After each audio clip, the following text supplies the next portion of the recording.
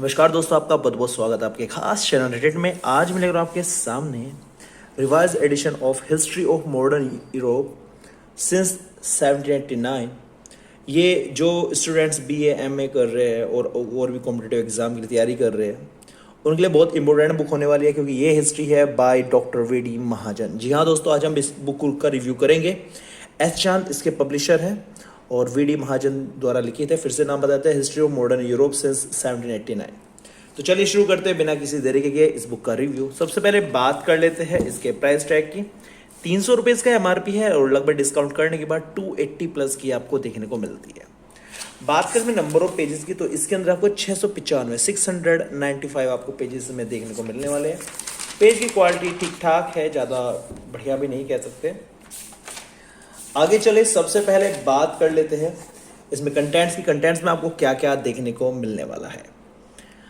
सबसे पहले कंटेंट्स की अगर बात कर ले तो इसके अंदर कंटेंट्स काफ़ी लंबा है और ये चैप्टर्स के नेम है। ये इसके अंदर जो टॉपिक्स है वे कवर किए गए, यानी 52 चैप्टर आपको इसमें देखने को मिलने वाले हैं। और 52 चैप्टर के अंदर कौन कौन से आपको टॉपिक्स देखने को मिलने वाले वो भी इसके अंदर दिए गए हैं, लेकिन मैं टॉपिक्स के नाम बिल्कुल नहीं बताने वाला। मैं सिर्फ चैप्टर का नाम बताऊंगा, वरना वीडियो काफ़ी लेंथी हो जाएगी, जिसको देखना आपके लिए थोड़ा सा बोरिंग फील करेंगे, जो मैं नहीं चाहता हूँ। तो चैप्टर के नाम बता देते हैं, लेकिन फिर भी अगर आपको अंदर का कंटेंट भी जानना है, इसके अंदर कौन कौन सी हेडिंग कवर की गई, तो प्लीज़ आप स्क्रीनशॉट जरूर ले लीजिएगा। और क्योंकि मैं अपनी हर एक वीडियो 4K क्वालिटी में अपलोड करता हूँ, तो 4 की पहले अनेबल कीजिएगा और उसके बाद आप जूम इन आउट भी कर सकते हैं आप अच्छे से यूट्यूब पर। चलिए शुरू करते हैं। सबसे पहले चैप्टर की बात कर लेते हैं, Europe on the way and the French revolution.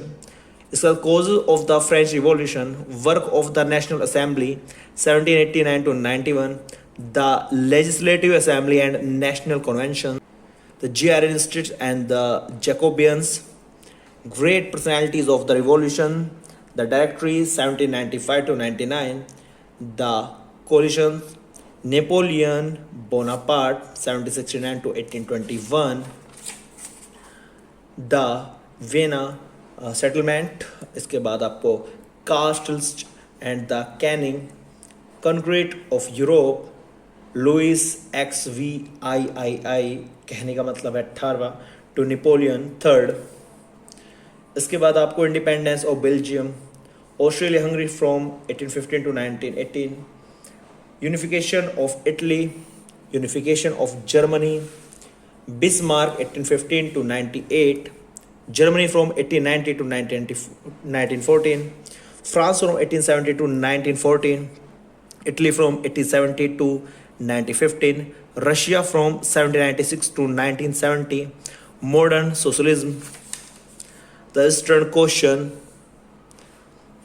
scramble for Africa, foreign policy of Japan, American foreign policy, British foreign policy, international relations 1871 to 1914, the World War First 1914 to 18, the League of Nations, Germany between the wars, France between the wars, Great Britain between the wars, Italy between the wars, Russia between the wars, and modern Turkey.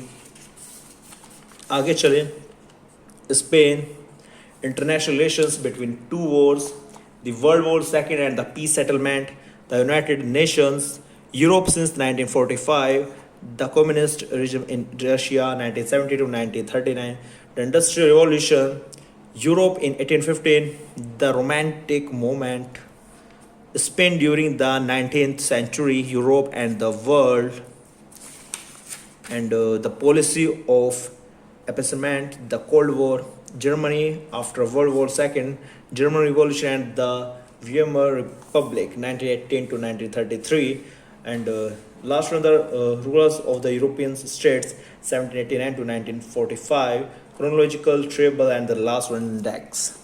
तो ये topics थे, ये chapters के नाम थे जो आप पढ़ने वाले हो। अब बात कर लेते हैं चैप्टर के पैटर्न की और चैप्टर में किस प्रकार का मटेरियल आपको प्रोवाइड कराया गया है। तो चलिए शुरू करते हैं। सबसे चैप्टर 1 है आपका Europe of the way and the French revolution. इसमें आपको स्टार्टिंग में टोटल थ्योरी देखने को मिलती है। इसके बाद आप आगे चलेंगे, जो चीज़ काफ़ी ज़्यादा फेमस होगी, काफ़ी ज़्यादा इंपॉर्टेंट होगी, उसको बोल्ड लेटर से लिखा गया है, मोटी कलम से लिखा गया है। चाहे कोई डेफिनेशन हो, कोई इंपॉर्टेंट फैक्ट हो, वो सब आपको मोटी कलम अर्थात बोल्ड पेन से आपको बोल्ड लेटर में देखने को मिलता है। थ्योरी काफ़ी ज़्यादा मात्रा में है। अगर आप सोच रहे हो कि मैं आपको पॉइंट वाइज नोट्स मिलने वाले हैं, तो ऐसा नहीं है। आपको प्रॉपर थ्योरी पढ़नी है और यहाँ से आप अपने नोट्स तैयार कर सकते हैं। अगर आपको थ्योरी से डर लगता है, थ्योरी देखकर आपको लर्निंग कैपेसिटी आपकी ऑलरेडी वीक हो जाती है, तो ये बुक आपके लिए बिल्कुल नहीं है। जैसे चैप्टर फिनिश होगा तो उसके बाद सजेस्टेड रीडिंग आपको देखने को मिलती है। मतलब इसके साथ अगर आपको और अधिक जानना है तो आप ये बुक्स पढ़ सकते हैं।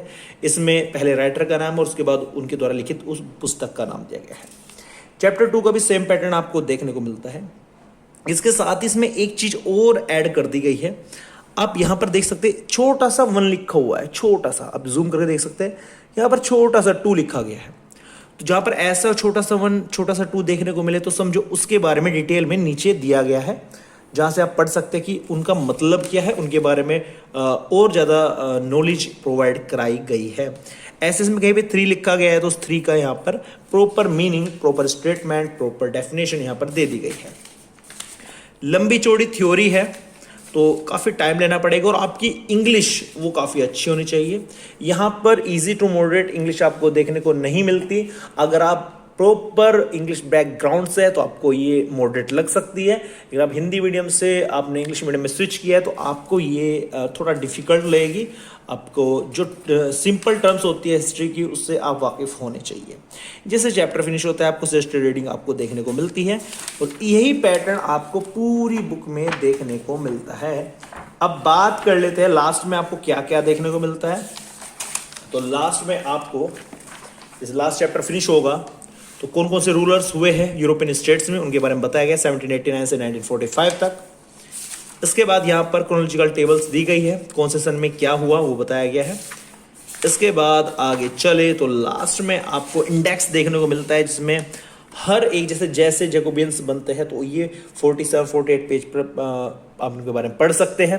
मतलब कोई भी टॉपिक है, कोई भी टर्म आपके दिमाग में आ रही है तो आप उस टर्म को यहाँ पर सर्च कीजिए अल्फाबेटिकली, उसके सामने जो पेज दिया गया है उस पर जाइए और प्रॉपर उसके बारे में आप पढ़ सकते हैं। तो अच्छी बुक है, ज़्यादा अच्छी नहीं कहूँगा, ज़्यादा अच्छी क्यों नहीं कहूँगा। रेटेड पर मैं इसको दूंगा 5 में से 3 की रेटिंग। देखो इसके राइटर बड़े शानदार है, बहुत अच्छा लिखते हैं वीडी महाजन जी, लेकिन बुक का जो मटेरियल है वो इस प्रकार से नहीं संजोया गया है कि बच्चे इससे खुद की प्रिपरेशन कर सके। पहली जो सबसे बड़ी कमी लगी, तो पहले कमी से पहले मैं इसमें रेटिंग की बात करता हूँ। 5 में से 3 की रेटिंग की हकदार पुस्तक है। 2 रेटिंग कट करने का साफ साफ रीजन है, चैप्टर के लास्ट में किसी प्रकार का प्रैक्टिस क्वेश्चन आपको देखने को नहीं मिलते। Very short objective question, true false, किसी प्रकार के क्वेश्चंस आपको देखने को नहीं मिलते, जो अपने आप में एक नेगेटिव पॉइंट है। क्योंकि जब तक आप प्रैक्टिस नहीं करोगे आपको नहीं पता चलेगा कि किस लेवल के क्वेश्चन आपको यहाँ पर देखने को मिल रहे हैं। ठीक है, किस प्रकार के क्वेश्चन आपके एग्जाम में पूछे जाने वाले। बस आपको थ्योरी होगी, आपको नॉलेज होगी, उस नॉलेज का यूज करना भी जरूरी है। तो इसके लिए अगर आप ये पढ़ रहे हैं तो इसके साथ साथ आप PYQ, जिस भी एग्जाम की आप तैयारी कर रहे हैं उसके प्रीवियस ईयर क्वेश्चन को प्रैक्टिस जरूर करिएगा। 5 में से 3 की रेटिंग की हकदार पुस्तक है। उम्मीद करता हूँ वीडियो आपको अच्छी लगेगी। वीडियो अच्छी लगी प्लीज लाइक कर देना, चैनल को सब्सक्राइब जरूर कर देना, ताकि इस प्रकार की बुक रिव्यू का वीडियो हम लेकर आते रहते हैं। So much watching this video.